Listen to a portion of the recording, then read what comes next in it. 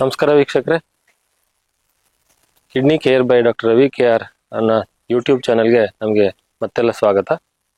ಇವತ್ತು ನಾವು ಒಂದು ಇಂಪಾರ್ಟೆಂಟ್ ಟಾಪಿಕ್ನ ಡಿಸ್ಕಸ್ ಮಾಡೋಣಂತೆ.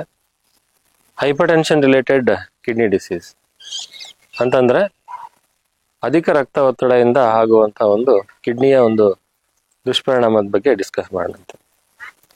ನಾವು ಈ ಕಿಡ್ನಿ ಫೇಲ್ಯೂರ್ನ ಕಾಸಸ್ ಏನು ಅಂತ ಹುಡುಕ್ತಾ ಹೋದರೆ ಒಂದು 20-30% ಕಿಡ್ನಿ ಫೇಲ್ಯೂರ್ ಆಗುವಂಥ ಚಾನ್ಸಸ್ ಬರೋದು ರಕ್ತ ಒತ್ತಡ ಜಾಸ್ತಿ ಆದಾಗಿಂದ, ಅಂದರೆ ಹೈಪರ್ ಟೆನ್ಷನಿಂದ. ಸೊ ಈ ಬ್ಲಡ್ ಪ್ರೆಷರ್ ಅಂದರೆ ಏನು ಅಂತ ತಿಳ್ಕೊಳ್ಳೋಣ.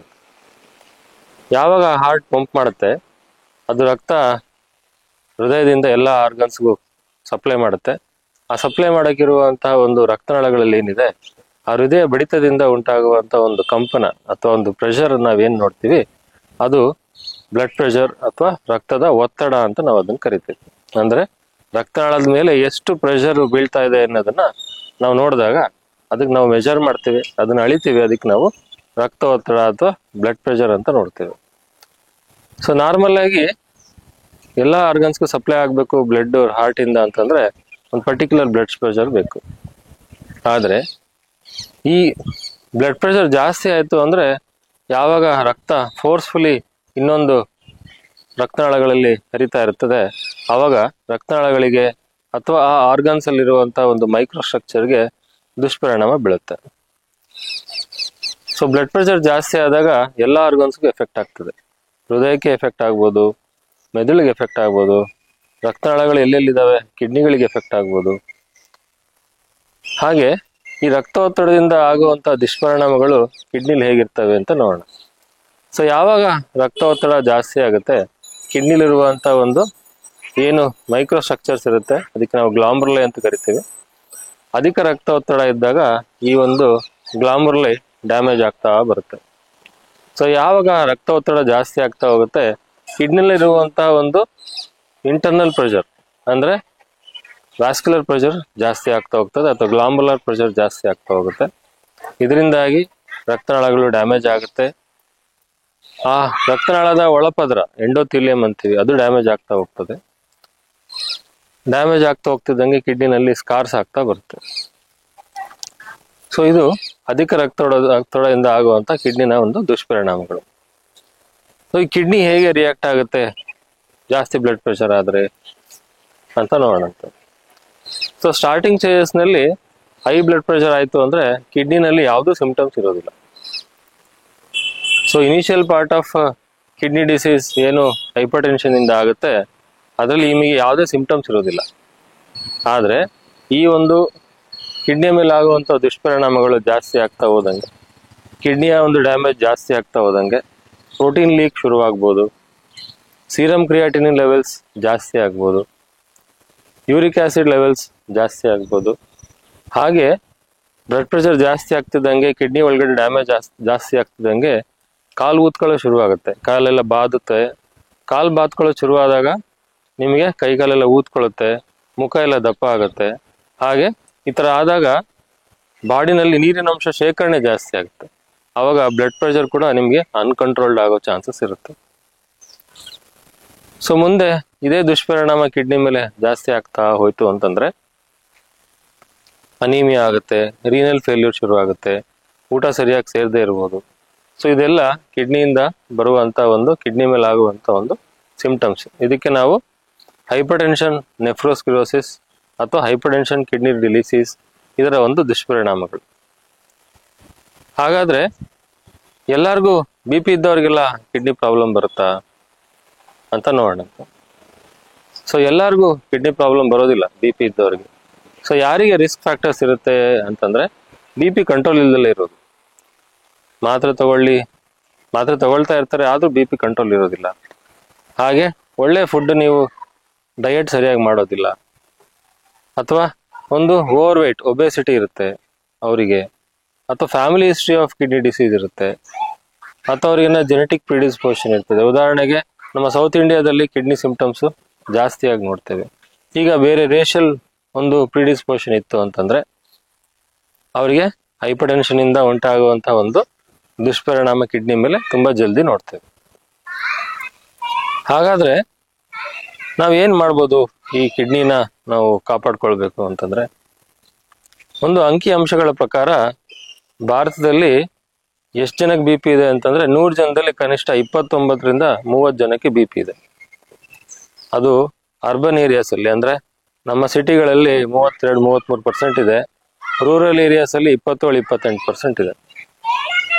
ಆದ್ರೆ ದುರಾದೃಷ್ಟ ಅಂತಂದ್ರೆ ಇದರಲ್ಲಿ 20% ಜನ ಮಾತ್ರ ಬಿ ಪಿ ಟ್ಯಾಬ್ಲೆಟ್ ತಗೊಂಡು ಬಿ ಪಿ ಕಂಟ್ರೋಲ್ ಮಾಡ್ಕೊಳ್ತಾ ಇದ್ದಾರೆ.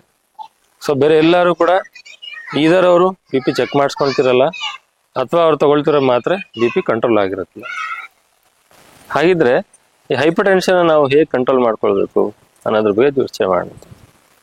ಸೊ ಹೈಪರ್ ಟೆನ್ಷನ್ ಇದೆ ಅಂತ ಗೊತ್ತಾಗದೆ ಹೇಗೆ ಅನ್ನೋದನ್ನ ಫಸ್ಟ್ ಕಳ್ಕೊಬೇಕು ನಾವು.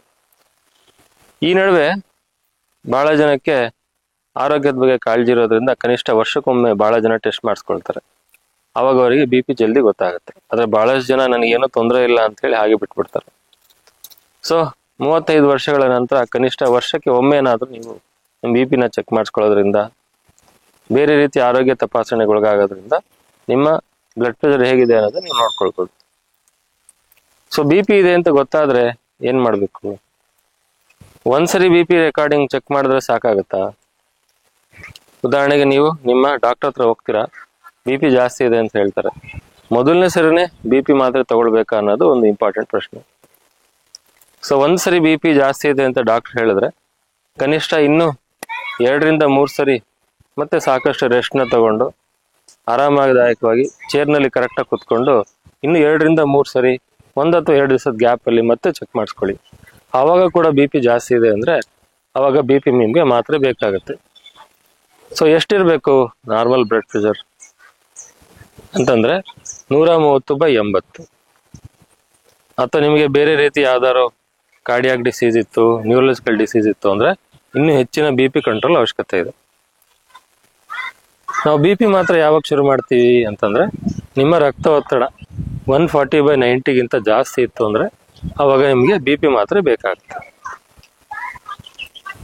ಸೊ ಈ ಬಿ ಪಿ ಮಾತ್ರೆ ನಾವು ಯಾವಾಗ ತಗೊಳ್ಬೇಕು, ಹೇಗೆ ತಗೊಳ್ಬೇಕು, ಯಾವ ಮಾತ್ರೆಗಳು ನಮ್ಗೆ ಇಂಪಾರ್ಟೆಂಟ್ ಅನ್ನೋದನ್ನ ನಿಮ್ಮ ತಜ್ಞ ವೈದ್ಯರ ಸಲಹೆ ಮೇಲೆಗೆ ನೀವು ತಗೊಳ್ಬೇಕಾಗುತ್ತೆ. ಸೊ ಹೀಗೆ ನೀವು ಬ್ಲಡ್ ಪ್ರೆಷರ್ನ ಚೆಕ್ ಮಾಡಿಸ್ಕೊಂಡಾಗ ಒಂದೇ ಸರಿ ಬಿ ಪಿ ಜಾಸ್ತಿ ಇದೆ ಅಂದ್ರೆ ಮಾತ್ರೆ ತಗೊಳ್ಳೋ ಅವಶ್ಯಕತೆ ಇರೋದಿಲ್ಲ. ಕನಿಷ್ಠ 2ರಿಂದ 3 ಸಾರಿ ಒಂದು 3ರಿಂದ 4 ದಿವಸ ಗ್ಯಾಪ್ನಲ್ಲಿ ಪದೇ ಪದೇ ಚೆಕ್ ಮಾಡಿಸ್ಕೊಳ್ಳಿ. ಅದ್ರಲ್ಲಿ ಕನ್ಫರ್ಮ್ ಆಯ್ತು ನಿಮ್ಮ ರಕ್ತ ಒತ್ತಡ 140/90ಗಿಂತ ಜಾಸ್ತಿ ಇತ್ತು ಅಂದ್ರೆ ನಿಮಗೆ ಬಿ ಪಿ ಮಾತ್ರೆ ಅವಶ್ಯಕತೆ ಇರುತ್ತೆ.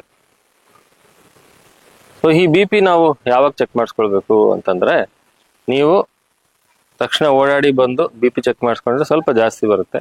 ಹಾಗಾಗಿ ಸ್ವಲ್ಪ ರೆಸ್ಟ್ ತಗೊಳ್ಳಿ, 5ರಿಂದ 6 ನಿಮಿಷ ರೆಸ್ಟ್ ತಗೊಳ್ಳಿ. ನಿಮ್ಮ 2 ಕಾಲುಗಳನ್ನ ನೆಲದ ಮೇಲೆ ಉಟ್ಕೋಬೇಕು, ಸ್ಟ್ರೈಟ್ ಆಗಿ ಕುತ್ಕೋಬೇಕು. ಆಮೇಲೆ ನಿಮ್ಮ ಕೈಗಳನ್ನ ಚಾಚಿ ಆ ಒಂದು ಬಿ ಪಿನ ಚೆಕ್ ಮಾಡಿಸ್ಕೊಳ್ಬೇಕಾಗ್ತದೆ. ಈ ಬಿ ಪಿ ಚೆಕ್ ಮಾಡೋದ್ರಲ್ಲಿ ವೇರಿಯೇಷನ್ ಆದ್ರೂ ಕೂಡ ಬಿ ಪಿ ಹೈ ಬರುತ್ತೆ, ಇಲ್ಲ ಲೋ ಬರುತ್ತೆ. ಇದಕ್ಕೆ ನಾವು ಆಸ್ಪತ್ರೆಯಲ್ಲಿ ಬಂದು ಮಾಡುವಂತ ಬಿ ಪಿ ಚೆಕಿಂಗ್ ನಾವು ಹಾಸ್ಪಿಟಲ್ ಬ್ಲಡ್ ಪ್ರೆಷರ್ ರೆಕಾರ್ಡಿಂಗ್ ಅಂತ ಕರಿತೇವೆ, ಅಥವಾ ಆಫೀಸ್ ಬ್ಲಡ್ ಪ್ರೆಷರ್ ರೆಕಾರ್ಡಿಂಗ್ ಅಂತ ಕರಿತೇವೆ.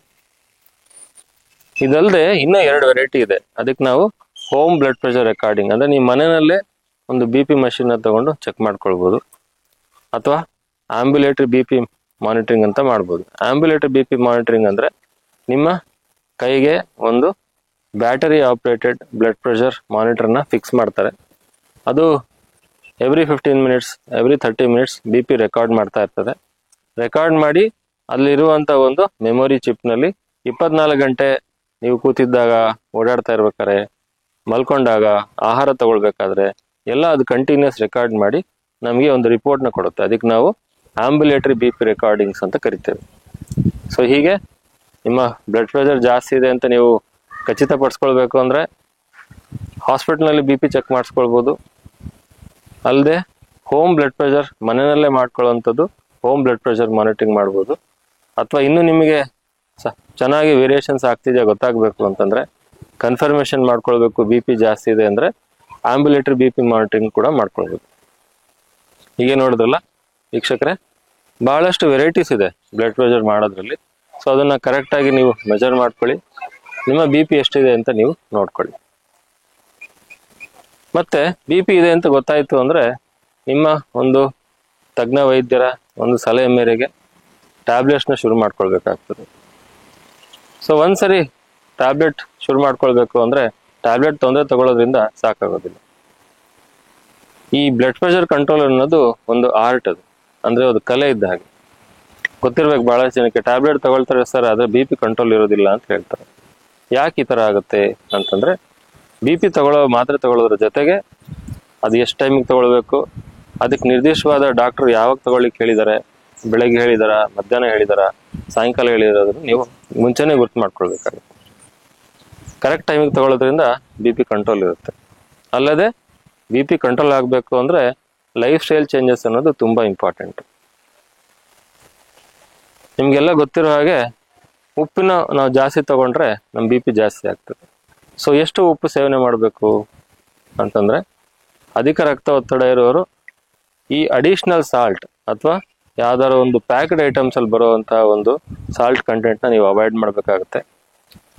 ಉಪ್ಪಿನಕಾಯಿ ಆಗ್ಬೋದು, ಹಪ್ಪಳ ಆಗ್ಬೋದು, ಚಿಪ್ಸ್ ಆಗ್ಬೋದು, ಬೇರೆ ರೀತಿ ಪ್ಯಾಕೆಟ್ಸ್ ನಲ್ಲಿ ಬರುವಂತ ಒಂದು ಫಾಸ್ಟ್ ಫುಡ್ ಆಗ್ಬೋದು, ಇದೆಲ್ಲ ತಗೊಳ್ಳೋದ್ರಿಂದ BP ಜಾಸ್ತಿ ಆಗುತ್ತೆ. ಸೊ BP ಕಂಟ್ರೋಲ್ ಆಗಬೇಕು ಅಂದ್ರೆ ಉಪ್ಪಿನ ಅಂಶ ನೀವು ಕಂಟ್ರೋಲ್ ಮಾಡಬೇಕಾಗುತ್ತೆ.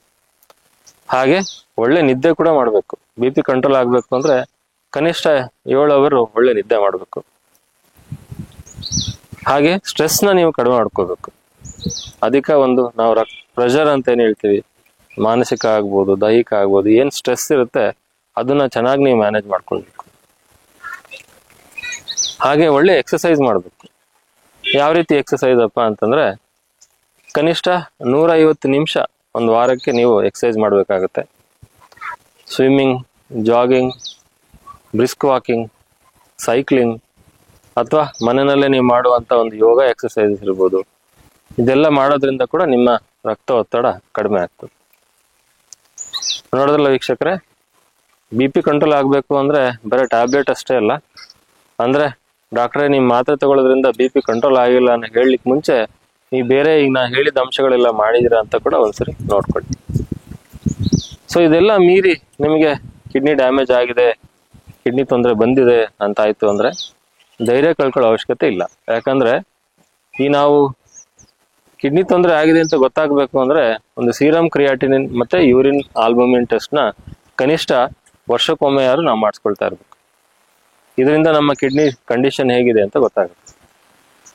ಕಿಡ್ನಿ ತೊಂದರೆ ಆಗಿದೆ ಅಂತ ನೀವು ಖಚಿತಪಡಿಸ್ಕೊಂಡ್ರೆ ಅದಕ್ಕೆ ನಿರ್ದಿಷ್ಟವಾದ ಒಂದು ಕಿಡ್ನಿ ತಜ್ಞರನ್ನ ನೀವು ನೋಡ್ಬೇಕಾಗುತ್ತೆ.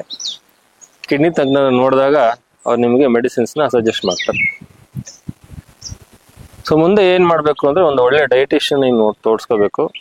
ನಿಮ್ಮ ಆಹಾರ ಕ್ರಮದಲ್ಲಿ ಉಪ್ಪಿನಂಶ ಎಷ್ಟಿರ್ಬೇಕು, ನೀರು ಎಷ್ಟು ಕುಡಿಬೇಕು, ಪ್ರೋಟೀನ್ ಅಂಶ ಎಷ್ಟು ತಗೊಳ್ಬೇಕು ಅನ್ನೋದನ್ನ ನಿಮ್ಮ ಡಯಟಿಷಿಯನ್ ಅಥವಾ ಆಹಾರ ಕ್ರಮ ತಜ್ಞರು ನಿಮ್ಗೆ ಹೇಳ್ತಾರೆ.